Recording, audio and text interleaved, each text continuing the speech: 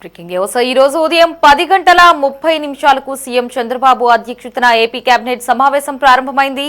ఈ సమావేశంలో 2026-27 ఆర్థిక సంవత్సరానికి సంబంధించిన బడ్జెట్ కు మంత్రిమండలి ఆమోదం తెలపనుంది. ఏప్రిల్ 1 నుంచి ప్రారంభమయ్యే ఈ ఆర్థిక సంవత్సరానికి దాదాపు 3,48,000 కోట్ల రూపాయల బడ్జెట్ ఉండే అవకాశం ఉంది.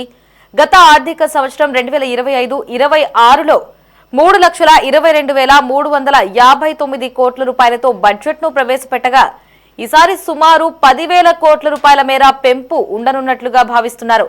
అయితే ఉదయం 11:15 అసెంబ్లీలో ఆర్థిక మంత్రి పయ్యావుల బడ్జెట్ ను ప్రవేశపెడతారు.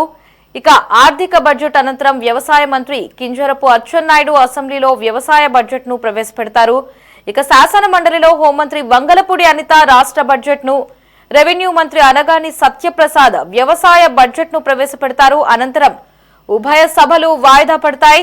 ఈ నెల 17-18 తేదీల్లో బడ్జెట్ పై చర్చించి ఆమోదం తెలపనున్నారు. ఇక దీనికి సంబంధించి మరిన్ని అప్డేట్స్ ని మా కరెస్పాండెంట్ రామకృష్ణ ఫోన్ ఇన్ అందించడానికి సిద్ధంగా ఉన్నారు. రామకృష్ణ, అప్డేట్స్ ఏంటి? లహరి, ముఖ్యమంత్రి చంద్రబాబు అధ్యక్షతన ఏపీ కేబినెట్ సమావేశం అసెంబ్లీలో కొనసాగుతుంది. 2026-27 ఆర్థిక సంవత్సరానికి సంబంధించి బడ్జెట్ కు మంత్రిమండలి ఆమోదం తెలపబోతా ఉంది. ఏప్రిల్ 1 నుంచి ప్రారంభమయ్యే ఈ ఆర్థిక సంవత్సరానికి దాదాపుగా 3.48 లక్షల కోట్ల బడ్జెట్ ఉండే అవకాశం అయితే కనిపిస్తా ఉంది. గత ఆర్థిక సంవత్సరం 2025-26లో 3,22,359 కోట్లతోటి బడ్జెట్ ను ప్రవేశపెట్టడం జరిగింది. అయితే ఈసారి సుమారుగా 10,000 కోట్ల మేర ఈ బడ్జెట్ పెంపు ఉండబోతా ఉంది. మరికొద్దిసేపట్లో అంటే 11:15 అసెంబ్లీలో ఆర్థిక మంత్రి పయ్యావుల కేశవ్ ఈ రాష్ట్ర బడ్జెట్ ను ప్రవేశపెట్టబోతా ఉన్నారు. ఆర్థిక బడ్జెట్ తరువాత వ్యవసాయ శాఖ మంత్రిగా ఉన్నటువంటి కింజరపు అచ్చెన్నాయుడు అసెంబ్లీలో వ్యవసాయ శాఖ బడ్జెట్ ను కూడా ప్రవేశపెడతారు. మరోవైపు శాసన మండలిలో కూడా హోంమంత్రి వంగలపూడి అనిత రాష్ట్ర బడ్జెట్ ను ప్రవేశపెడతారు.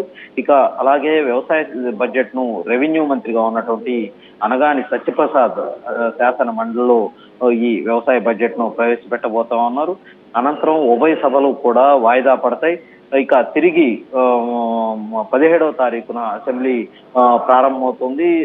17-18 ఈ 2 రోజుల్లో కూడా బడ్జెట్ మీద సభ్యులు చర్చ జరుగుతోంది. 2 సభల్లో కూడా ఈ బడ్జెట్ మీద చర్చ జరిగి బడ్జెట్ ను ఆమోదం తెలియజేస్తారు.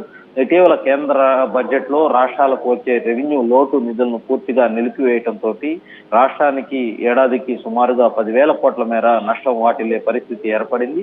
ఇతర గ్రాంట్లు ఏవైతే ఉన్నాయో వాటిలో కూడా కోతలు పడటం జరిగింది. కేంద్ర పన్నుల్లో రాష్ట్ర వాటా కూడా పెరుగుతుందన్నటువంటి అంచనాలతోటి ఇప్పటి వరకు రాష్ట్ర ప్రభుత్వం ఉంది. అయితే ఆ పెరుగుదల చాలా స్వల్పంగా ఉన్నటువంటి పరిస్థితి అయితే ఉంది. దీంతో ఏడాది బడ్జెట్ ను 10% పెంచే సాంప్రదాయానికి కొంత పరిమితి ఏర్పడటం జరిగింది. ఈసారి మాత్రం ఒక పరిమితి పెంపుతోనే ఈ సరిపెట్టుకోవాల్సినటువంటి పరిస్థితి ఏర్పడిందనే చెప్పాలి. అభివృద్ధి, సంక్షేమం, మహిళలకు, రైతులకు ప్రాధాన్యత ఇస్తూ ఈరోజు బడ్జెట్ ఉండబోతా ఉంది. అలాగే కూటమి ప్రభుత్వం సూపర్ 6 కు ప్రాధాన్యత ఇస్తున్నటువంటి నేపథ్యంలో ఆ సూపర్ 6 హామీల అమలుకు తగినటువంటి నిధులను కూడా ఈ బడ్జెట్ లో కేటాయించున్నారు. అలాగే పారిశ్రామిక రంగానికి, అలాగే రోడ్లు మరమ్మతులు కావచ్చు, కొత్త రోడ్ల నిర్మాణం కావచ్చు, వీటికి కూడా ఈ బడ్జెట్ లో కేటాయింపులు అయితే రాష్ట్ర ప్రభుత్వం అయితే చేయబోతా ఉంది. రామకృష్ణ, అయితే బడ్జెట్ సమావేశాలు ఈ రోజు ప్రధానంగా బడ్జెట్ ను ప్రవేశపెట్టనున్నారు. మరి వైసీపీ నేతలు ఎవరైనా ఈ బడ్జెట్ సమావేశాలకి ఈ రోజు హాజరయ్యే అవకాశం ఏమైనా ఉందా? బడ్జెట్ కు సంబంధించి ఇప్పటికే తొలి రోజు గవర్నర్ ప్రసంగం రోజున జగన్మోహన్ రెడ్డితో పాటు మొత్తం 11 మంది ఆ పార్టీకి సంబంధించినటువంటి ఎమ్మెల్యేలు ఈ బడ్జెట్ సమావేశాలకు సంబంధించి తొలి రోజు మాత్రమే వాళ్ళు హాజరు కావటం జరిగింది. ఆ రోజే గవర్నర్ సభ లోపలికి వచ్చి 11 నిమిషాలు మాత్రమే వాళ్ళు సభలో ఉండి అక్కడే ఈ గవర్నర్ ప్రసంగ ప్రతులను చించివేసి నిరసన తెలియజేస్తూ బయటకు వచ్చినటువంటి పరిస్థితి ఉంది. వాళ్ళు ఇప్పటి వరకు కూడా గత 2 సమావేశాలకు కూడా గైర్హాజరవుతూ వైసీపీకి సంబంధించినటువంటి ఎమ్మెల్యేలు సభకు రాకుండా ఉంటున్నటువంటి పరిస్థితి ఉంది. ఈసారి కూడా ఒక రోజు మాత్రమే, గవర్నర్ ప్రసంగం రోజు మాత్రమే వాళ్ళు సభకు రావటం జరిగింది. ఆ తర్వాత సభకు రానటువంటి పరిస్థితి ఉంది. ఈ రోజు కూడా శాసనసభకు సంబంధించి ఎమ్మెల్యేలు ఎవరు కూడా వచ్చే పరిస్థితి లేదు.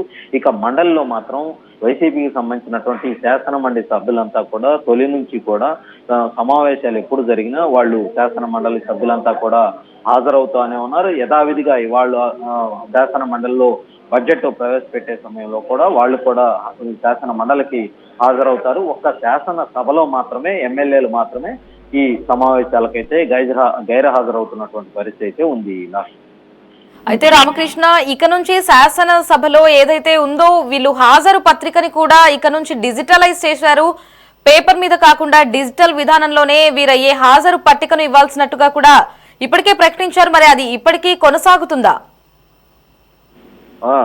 తప్పనిసరిగా లహరి, ఎందుకంటే శాసనసభకు సంబంధించి గతంలో కొంతమంది వైసీపీకి సంబంధించినటువంటి శాసనసభ్యులు ఎవరైతే ఉన్నారో వాళ్ళు సభకు రాకుండానే బయట ఉన్నటువంటి రిజిస్టర్ లో సంతకాలు చేసి అటు నుంచి అటే సభలోకి రాకుండా వెళ్లిపోయినటువంటి పరిస్థితి నేపథ్యంలో కొత్తగా అసెంబ్లీలో, ఎందుకంటే దేశంలో బహుశా ఒక కర్ణాటకలో మాత్రమే ఈ విధానాన్ని తీసుకొచ్చారని చెప్తా ఉన్నారు. ఇప్పుడు ఆంధ్రప్రదేశ్ లో ఈ ఫేస్ రికగ్నైజేషన్ సిస్టమ్ ఒకదాన్ని తీసుకురావటం జరిగింది. సభ్యుడు సభలోకి వెళ్లిన వెంటనే వాళ్ళ ఫేస్ ఆధారంగా రికగ్నైజ్ చేసుకొని వాళ్ళ యొక్క హాజరును నమోదు చేసుకోవడం జరుగుతుంది. రెండో రోజు గవర్నర్ ప్రసంగం అయిన మర్నాటి నుంచే కూడా ఆ విధానాన్ని అసెంబ్లీలో ప్రవేశపెట్టి సిస్టమ్ ని ప్రస్తుతం అయితే ఇంప్లిమెంట్ చేస్తా ఉన్నారు. ఎవరైతే సభ్యులు లోపలికి వెళతారో వాళ్ళ యొక్క ఫేస్ రికగ్నైజ్ చేసుకొని వాళ్ళు సభకు హాజరైనట్లు పరిగణిస్తారు. అలాగే ఈ సిస్టానికి సంబంధించి ఈ సభలో ప్రతి మెంబరు కూడా ఎంత సమయానికి లోపలికి వచ్చాడు, ఏ సమయంలో బయటికి వెళ్ళాడు, సభలో ఎంత సమయం గడిపాడన్న మొత్తం పూర్తి స్థాయి డేటా కూడా ఈ సిస్టమ్ ద్వారా రికార్డ్ అయ్యే అవకాశం ఉంది. కాబట్టి ముఖ్యమంత్రి కూడా కూటమికి సంబంధించినటువంటి ఎమ్మెల్యేలకు చాలా స్పష్టంగా తెలియజేయడం జరిగింది. తప్పనిసరిగా సభ్యులంతా కూడా పూర్తి స్థాయిలో, ఎందుకంటే ఏ సమయాల్లో అసెంబ్లీకి సంబంధించిన సమయాల్లో సభ్యులు ఎంతమంది పాల్గొన్నారు, ఎవరెవరు ఎంత సమయం పాల్గొన్నారు, ఇవన్నీ కూడా రికార్డు రూపంలో డిజిటల్ సిస్టమ్ లో నమోదవుతున్నటువంటి నేపథ్యంలో సభ్యులంతా కూడా సభకు ఎక్కడా కూడా డొమ్మా కొట్టకుండా అందరూ కూడా హాజరు కావాలని కూడా అటు కూటమి పార్టీలకు సంబంధించి టీడీపీ తరఫున ముఖ్యమంత్రి చంద్రబాబు నాయుడు కావచ్చు, అలాగే జనసేన తరఫున డిప్యూటీ సీఎం పవన్ కళ్యాణ్ కావచ్చు, భారతీయ జనతా పార్టీ తరఫున ఆ పార్టీకి సంబంధించినటువంటి ముఖ్య నేత మాధవ్ కావచ్చు, వీళ్ళంతా కూడా భారతీయ జనతా పార్టీ ఎమ్మెల్యేలకు, అటు జనసేన ఎమ్మెల్యేలకు, టీడీపీ ఎమ్మెల్యేలకు చాలా స్పష్టంగా ఆదేశాలు అయితే ఇవ్వడం జరిగింది. కాబట్టి సభ్యులంతా కూడా సభలో పార్టిసిపేట్ చేస్తున్నటువంటి పరిస్థితి ఉంది.